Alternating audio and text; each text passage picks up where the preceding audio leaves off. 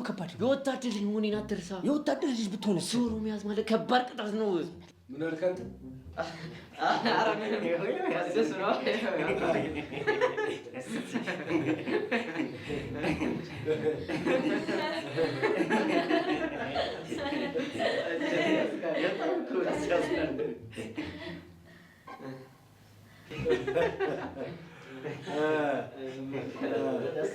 ከባድ ቅጣት ነው አይደል?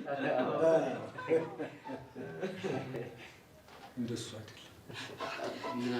አላውቅም እንደሱ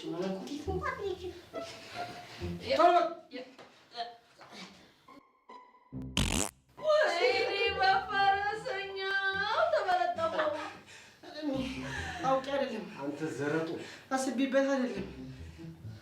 ባታቆም ያዝ በደምብ